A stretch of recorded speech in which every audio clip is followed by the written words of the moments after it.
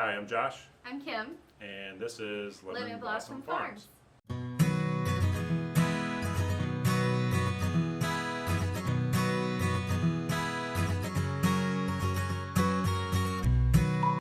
So we decided to get started with making our YouTube channel and really getting information out on social media because we found that there's a very big interest in that in small garden, backyard garden people.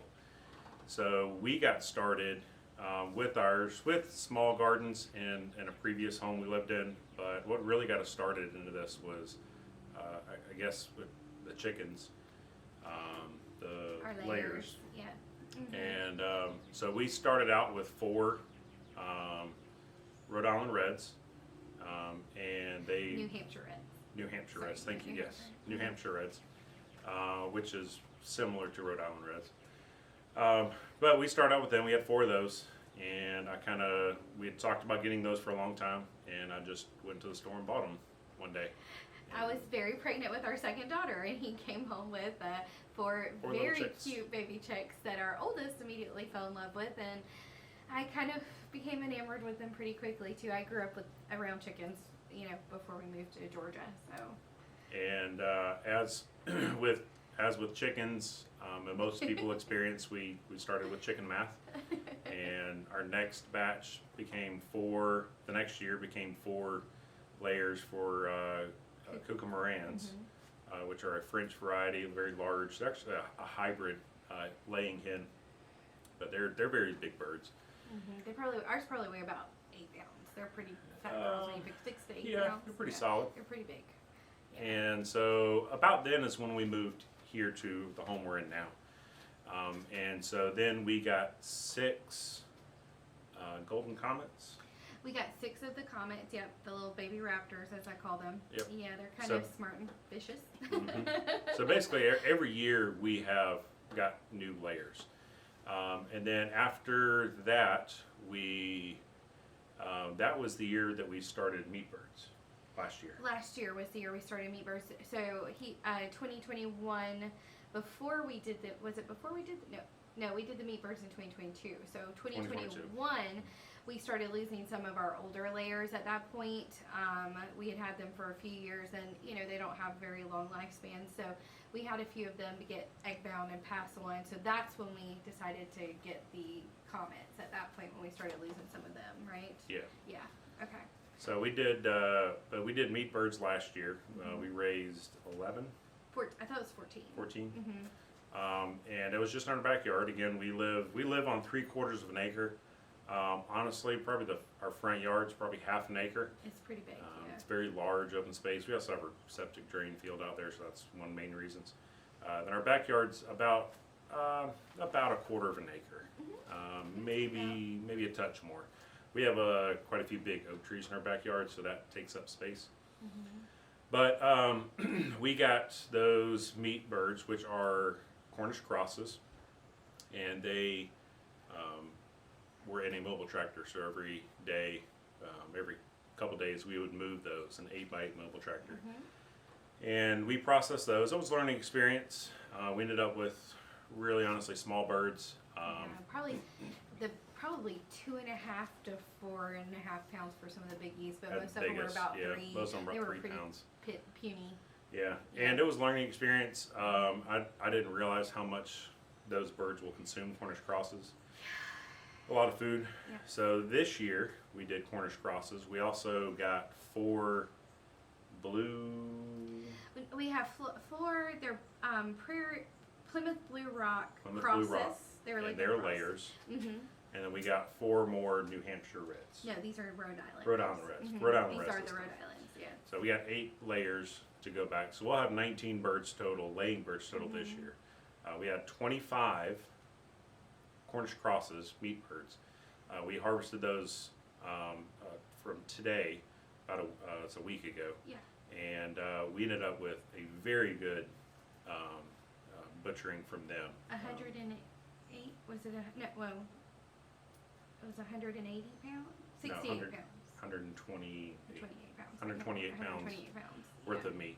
Average for the bird was about 5 pounds 6 ounces, 5 pounds 8 ounces. We had some that were high 4s, and we had quite a few that were touching 6, and then we had a handful that went well into 6. Yeah, we had close one to that was 7. 6 pounds and 13.9 was I think our biggest one. I think so. It was pretty big. It looked like a turkey. So we did a lot better this year. We did a 12-hour on, 12-hour off, and I'll talk more about that in separate videos. But so that's chickens for us. When we moved into here, I installed, after a year of living here, I put in 2 raised beds, and that's where Kim's grown a lot of stuff. Yes, a lot of tomatoes, especially, they do really well in our hot, humid climate. And actually, some of them don't make it because it does get so hot here. I have grown a lot of garlic. Garlic last year didn't do so great, but the year before we had a really good supply. It lasted us for a good 9 months for garlic. I also love to grow onions here. Our onion harvest is looking good so far this year, so hopefully we'll be able to share some of that with you. I have peas going right now, but our biggest crops that do well here are, believe it or not, Thailand type crops. So we have our Thai long beans that I'll be putting in here soon as the peas start to die back, because it's been pretty hot. It's been in the mid 80s, high 80s this week. So those peas are going to be kaput. Even if they grow, they're going to taste really bitter. And then we also have, I have some unusual crops like roselle. We'll share that with you. Seminole pumpkins coming up over here, actually here in the greenhouse. It'll go out soon. Okra, 3 different varieties this year, and then 8 different varieties of tomatoes. I think I have 37 tomato plants out there right now. It's a lot, and they're looking real good.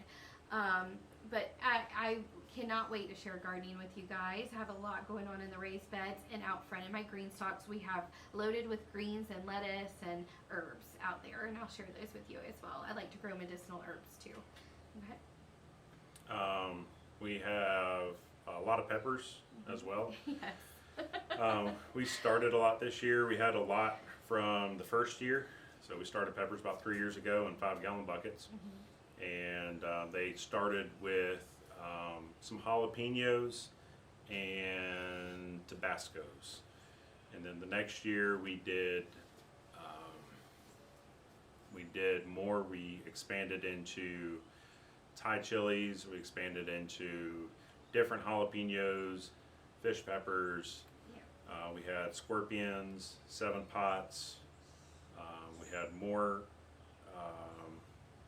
A lot of sweet peppers for me, because the girls and I prefer Rosa those. Campoyas. Rose Campoyas are probably my all-time favorite. We did some Carolina Reapers. Yes.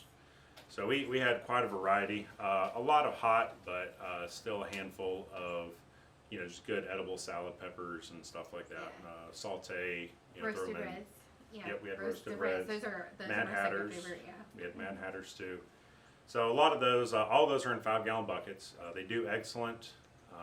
We overwinter those, so that the second and third year, your harvest peppers are perennials, so they'll come back. Here in our climate, because it doesn't just protect them from frost. Mhm.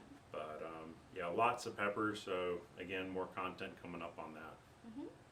Yes, so we do a lot of raised bed because we have very clay soil, but beyond that, it rains a lot here. So we need that good drainage, and with the clay, we just can't get that. We've been working. A lot of standing water. Yes, so hence the mosquitoes that Josh is swatting at his legs. But we do kind of amend our soil. We've worked on our soil here very hard for the last 3 years to try to get it to be good and healthy. We use a lot of our oak leaves to kind of to compost on the beds. We use a lot of our chicken bedding that we let sit for a while, and we compost on the beddings. And we really are trying to kind of get our soil super healthy. We've not used chemicals in the backyard for the last 3 years. The front yard, very minimal as well, but especially the backyard because our well is back here, so I'm pretty tough on that one. But we're really excited to share things with you. We have a lot of new things coming up. We're learning about figs. We have 2 fig trees. We have one that was gifted to us from a friend, and we bought it a friend this year. And then we have 2 olive trees, which apparently do pretty well here. So we're going to give those a try. We also have a citrus tree. Yes, and A satsuma. couple citrus trees. Mhm. And sugar cane as well. We have a small batch of sugar cane. And a banana tree. And then, And yes, a we pretty, do have a it's banana pretty tree. good looking It's this getting year. better. Yeah. Yeah, we had some really cold days Unusually cold, yeah. for us. Yeah, unusually cold. This right around Christmas time, the weekend of Christmas, I got down in the single digits here, which is pretty unheard of. It's not very often that happens. So, but yeah, it lasted. But this channel is about all that kind of information that we're going to start putting together, because we want everyone to understand that you're able to do something in the space that you have. Yeah, no matter where you are. Mhm. Yes, yeah, we've grown a lot over the past 3 years, and I feel like we have gotten to where we produce a lot of our food during the spring and fall. I would like to do more, of course, but we do buy from local farmers. We like to get a lot of fruit from local farmers. We get our pig and cow from local farmers, and hopefully we don't have to buy chicken from the store for a very long time. But we one day hope to expand even further. We'd like to have a little bit more land and expand even Just further. to start doing more with what we have. Yeah. We're big fans of knowing where your food comes from and knowing how it comes out. So that's why we try to grow a lot of our stuff, or at least know where our stuff is grown and where it comes from and how it's processed, because that to us makes a big difference. We've seen over the past Few 10 years. 10 years definitely. Honestly, it's been going on for a long time, but we have really it's really started to hit home the past 10 years of how, being honest, how garbage our food supply is and how many issues it's causing for people.